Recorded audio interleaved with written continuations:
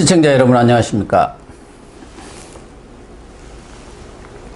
시청자 여러분, 코로나19에 감염되지 않도록 각별히 조심하시기 바랍니다. 2월 25일 고영신의 시사정담 시작하겠습니다. 시청자 여러분, 코로나 확산세가 정말 무섭습니다.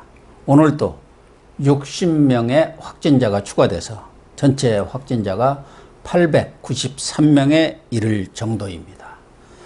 국회가 헌정사상 처음으로 전면 폐쇄되고 각급 법원까지 휴정에 들어가는 등 국가 기능이 올 스톱되는 그런 상황입니다. 우한 폐렴, 그러니까 코로나 바이러스를 유발한 중국이 우리나라 국민의 입국을 제한하는 등 아주 기막힌 상황이 세계 도처에서 벌어지고 있는데도 불구하고 우리 정부는 의학계 전문가들의 중국인 입국 제한 요구를 끝내 거부하고 있습니다. 서성교 건국대 초빙 교수님과 함께 이 문제 깊이 있게 짚어보도록 하겠습니다. 네, 서 교수님. 네. 어제 정세균 국무총리가 기자 간담회를 가졌었는데 거기에서도 중국인의 입국 제한 문제, 이 부분이 아주 깊이 있게 질의가 있었는데 정부는 여전히 입국 제한은 어렵다, 그런 입장인 것 같아요. 네. 지금 국내에서 아까 말씀하신 대로 코로나19가 확산되면서 국민이 불안을 넘어서 이제는 공포의 수준으로 와 있습니다. 아, 그러면 저도 아주 공포스러워서 밥맛이 없다니까요. 대통령도 최고 위기 단계인 심각 수준으로 어제 격상을 했습니다. 그리고 정부가 총동원돼서 이 코로나19를 방어하기 위해서 노력을 하고 있는데 사실상 이 감염원의 핵심이 중국 아닙니까? 그렇죠. 거기서 지금 중국에 대한 입국 제한, 또 봉쇄 조치를 해야 되는데 정부가 계속 중국 눈치를 보면서 미적거리고 있습니다. 지금 제가 찾아보니까 중국인 입국 금지를 시킨 나라가 19개, 41개 국가입니다. 네, 41개국이. 예, 미국도 있고요. 예. 호주, 러시아, 싱가포르, 베트남, 심지어는 국경을 맞대고 있는 북한도 북한, 러시아, 몽골 다 국경 중국인 폐쇄해버렸어요. 입국을 금지하고 있습니다. 그런데 왜 이 대한민국 정부가 내우 외환의 국가적 재난에 당해서 왜 중국인 입국을 금지시키고 있지 않는지 국민적 의구심이 커지고 있는 상황입니다. 그러니까 국경을 폐쇄한 몽골이라든가 미얀마, 북한은 잘 모르겠습니다만 이런 데는 확진자가 하나도 없어요. 러시아도 딱 2명 나와 있는 거예요. 근데 우리는 터놓고 있으니까 지금 뭐 확진자가 곧 1000명에 육박할 그런 상황 아닙니까? 예. 그래서 지난달 20일, 그러니까 1월 20일에 첫 확진자가 나왔는데 그 이후로 대한의학협회라든가 대한감염학회 등 그러니까 전문가들, 또 정은경이죠, 그 질병관리본부장, 예. 이런 분들도 어쨌든 입국 제한 조치를 취하는 것이 맞다. 특히 이 전문가들은 7차례나 정부한테 권고를 했는데 정부가 이 전문가들 의견을 안 들어요.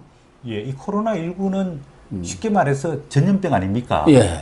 전염병은 정치나 경제적 고려보다는 그렇죠. 우선은 국민의 건강과 안전을 우선으로 해야 되는 거 아닙니까? 예, 그렇죠. 그렇게 본다면은 정부가 정치라든지 뭐 경제적 관계를 고려하기 이전에 먼저 국민의 생명을 지키기 위해서 중국의 양해를 구하고 중국인 입국 금지 조치를 내려서는 게 마땅하다고 봅니다.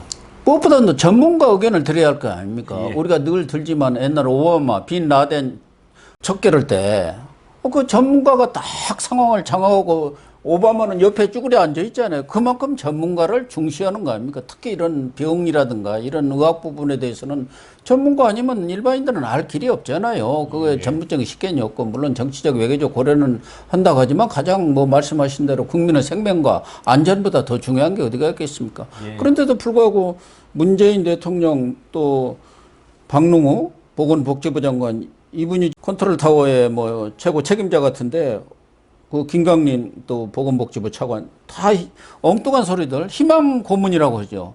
이 말이 안 되는 이야기 하고 있습니다. 박능우 그 보건복지부 장관 최근까지 이제 이 방역과 검역과 그 다음에 또 격리와 치료와 뭐 이런 걸 이제 총 컨트롤 타워 하다가 심각 단계에 오면서 국무총리가 컨트롤 타워를 맡게 됐는데 그 전에 이런 이야기를 했습니다. 중국 입국자보다는 국내 확산이 문제이다. 특정 국가 국민 입국 막는 것이 방역 차원에서 옳은 일이다. 이런 전혀 비전문가적인 이야기를 했고 네. 국민 정서와도 괴리되는 그러니까 이런 옳은 일이 했거든요. 아니다고 그런 거죠. 예. 이렇게 특정 국가 입국 막는 게. 그리고 문재인 대통령도 시진핑 중국 주석과 통화하면서 중국의 어려움은 우리의 어려움이다. 어려울 때 친구가 진짜 친구다 그랬는데 정작 우리가 어려움을 당하고 있는데 우리의 친구는 누구입니까, 대표님? 그리고 우리가 어려울 때 진짜 도와주는 친구가 지금 있습니까? 아니, 우리 사드 갖다 놨을 때 중국이 어떻게 했습니까? 지금도 그 한한령을 풀지 않고 있잖아요. 그런데 무슨 중국하고 우리가 코로나 바이러스 공동체입니까? 그리고 한중 공동운명체라는데 언제부터 공동운명체예요? 이러면 문재인 대통령이 정말 대한민국 국민의 생명과 재산을 지키기 위한 대통령인지 아니면 중국의 이익을 대변하는 대통령인지 이런 부분에 대해서 국민들이 의문을 제기할 수밖에 없습니다. 그래서 그런지 그 싱하이밍이라고 새로운 중국 대사에서요. 온지 얼마 되지도 않았는데 아주 그냥 기자회견하고 마치 총독처럼 행세를 하더라고요. 예. 그래가지고 우리가 입국 제한 그런 문제가 나오니까 WHO 공고에 부합하는 결정을 내릴 걸로 알 거라고 그 후베이성 지금 우한이 후베이성에 있지 않습니까? 예. 거기 입국한 것 가지고도 문제를 제기할 정도로 도대체 이 사람이 옛날 고종 때 원세계로 생각하는지 모르겠어요. 우리 문재인 정부가 너무 중국에 약간 굴종적인 자세. 살살살 기고 있잖아요. 그다음에 옛날 말로 하면은 너무 중국 사대주의가 심하다 보니까 예. 주한 중국 대사는 더 고압적인 자세를 가질 수밖에 없는데 WHO 의견을 존중해야 된다. 이것도 며칠 전 이야기지 지금은 국제적으로 지금 확산 유행하는 단계 아닙니까? 그럼요. 이러면 국제보건기구에서 이동 제한 조치라든지 검역, 방역, 강화 조치를 내려야 되는데 또 제가 어디 언론에 보니까 지금 WHO 사무총장이 2017년 7월에 당선이 됐습니다. 중국이 아주 적극적으로 서포트 해갖고 됐다는 거 아닙니까? 아프리카 이디오피아 출신인데요. 예. 그 아프리카 출신 국가들의 절대적인 지지를 받아가지고 당선했는데 그 배후에 중국이 상당히 지원을 해서 네. 이거를 당선시키고 사실은 WHO를 중국의 영향권 하에 뒀다. 그래서 중국에 대해서 올바른 이야기, 실은 이야기를 못하고 있다. 이런 보도가 나오고 있거든요. 그럼요. 그러면 우리 정부 입장에 봤을 때는 WHO가 사실은 보건기구로서의 전문성, 순수성을 잃은 거 아닙니까? 예. 그럼 그것보다는 자국민 보호에 앞장서는 것이 정부가 존재하는 이유라고 봅니다. 어쨌든 우리는 지금 국경을 다 턱 열어놓고 있는데 우리 국민들이 지금 언론 보도만 보더라도 모르셨어요? 저기 아프리카 어디에 있는 나라 같아요? 저도 제대로 모르겠어요. 섬나라인지 아프리카 대륙에 있는 나라인지 모르겠는데 17상의 신혼부부가 갔다가 지금 완전히 거기서 격리 상태에 있다는 것이고 이스라엘에서는 전 세계 내갖고 한국 사람들 다 보내버린다는 거 아닙니까? 우리나라로. 이런 지금 코리아 포비아랍니까? 공포증. 이렇게 지금 세계에서 추방당하고 격리당하고 이런 상황을 맞고 있지 않습니까? 이 부분에 대해서는 문재인 정부가 100% 책임을 져야 됩니다. 사과해야 하고. 예.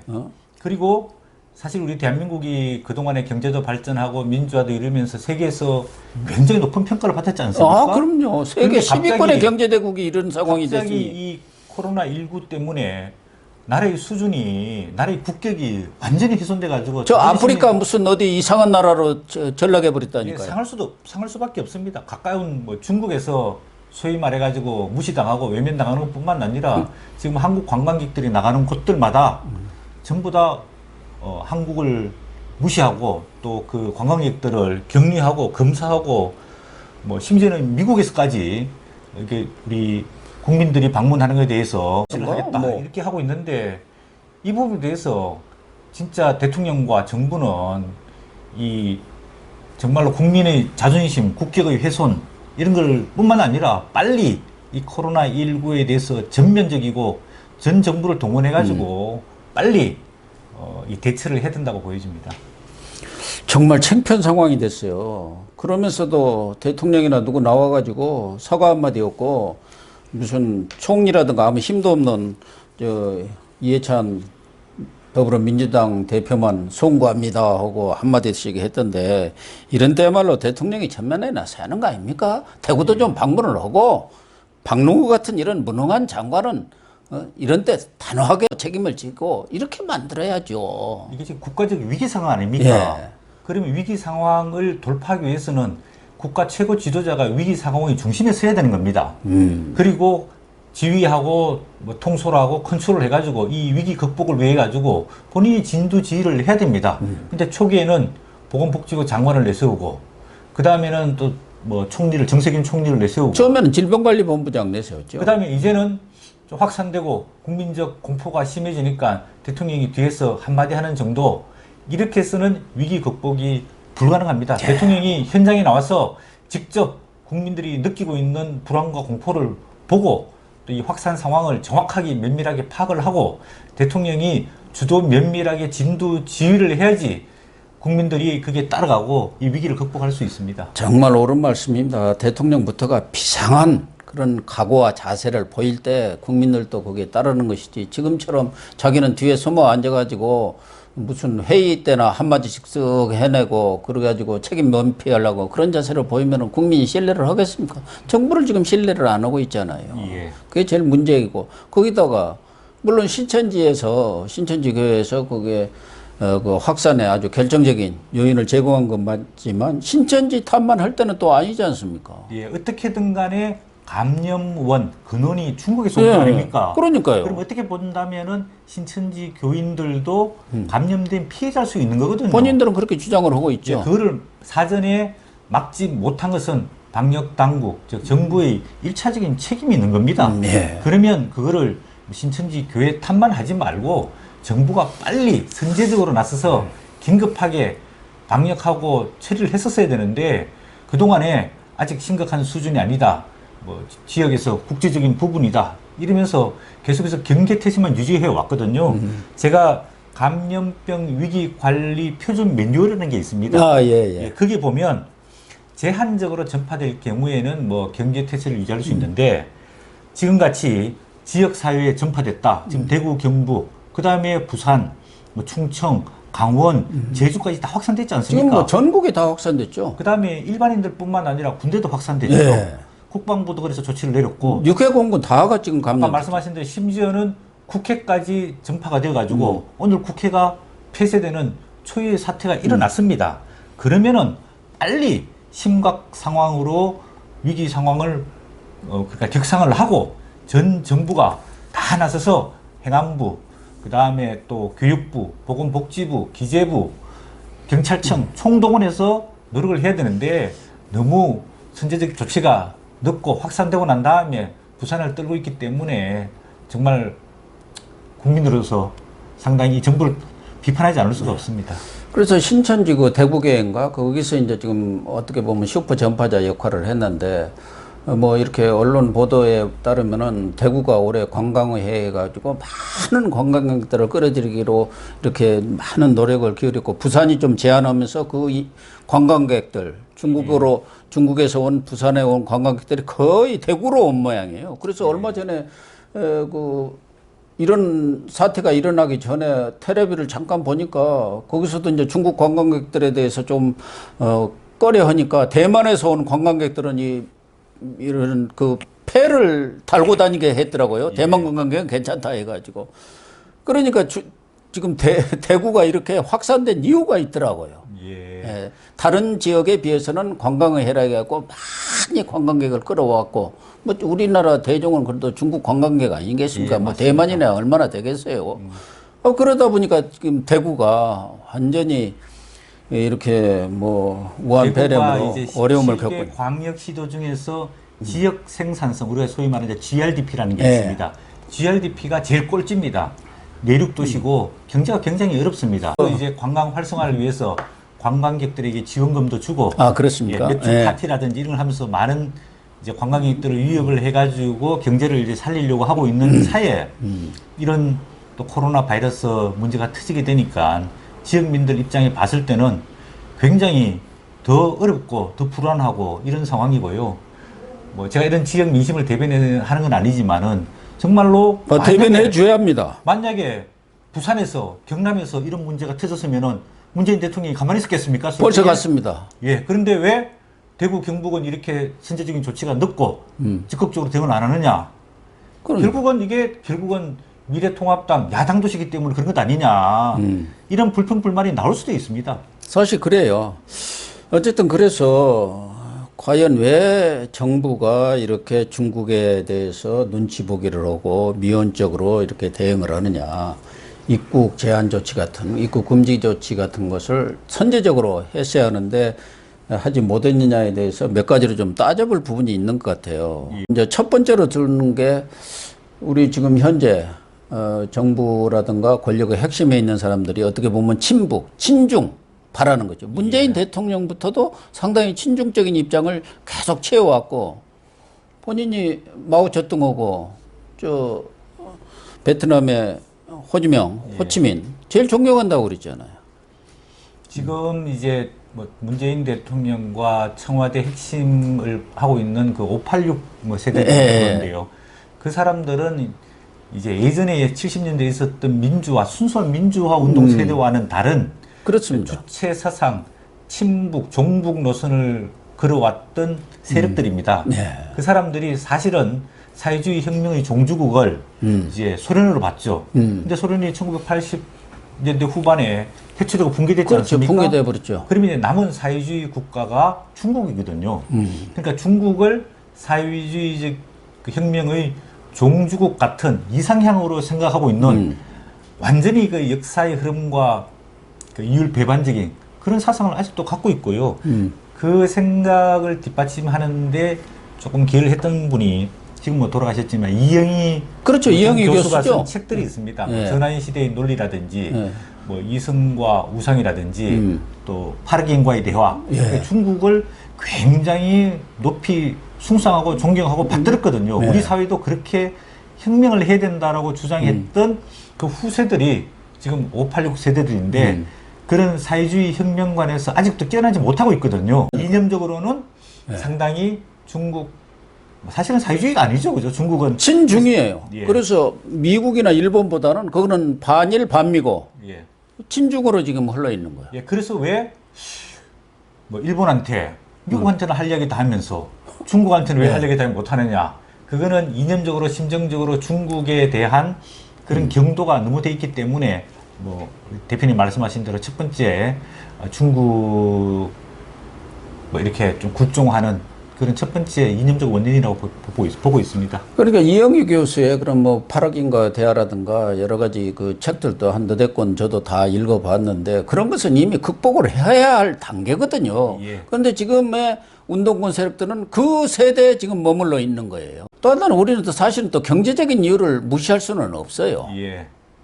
그런데 이제 중국 사실 제 경제 발전에 우리나라도 기여를 많이 했지 않습니까? 그런데 중국이 많이 따라와가지고 이제 서로 경쟁 관계가 돼 있는데 우리나라 수출 수입의 거의 뭐한 25 내지 20%. 한 4분의 1 정도를 이제 차지하고 있기 때문에 그보다도 더 높을 겁니다. 한 30%까지 뭐 이렇게 수출 같은 경우 그런 것 같아요. 그렇기 때문에 뭐 경제적인 이유를 고려한다 이런 이야기를 하는데 사실상 우리가 중국에 뭐 수출을 하는 게 대부분은 부품류라든지 기계류가 많습니다. 네네. 일반 소비자는 이제 중국에서 다 따라왔기 때문에 수입을 하지 않습니다. 그러면 우리가 사실은 더 주도권 레버리지를 질 수 있거든요. 당당하게. 예, 그렇군요. 예, 그렇기 때문에 오히려 더 중국한테 우리가 떳떳하게 당당하게 경제적인 문제에서 대하는 게 중장기적으로 낫지. 우리가 대한민국 정부가 계속해서 중국에 이렇게 뭐 저자세로 보이게 되면은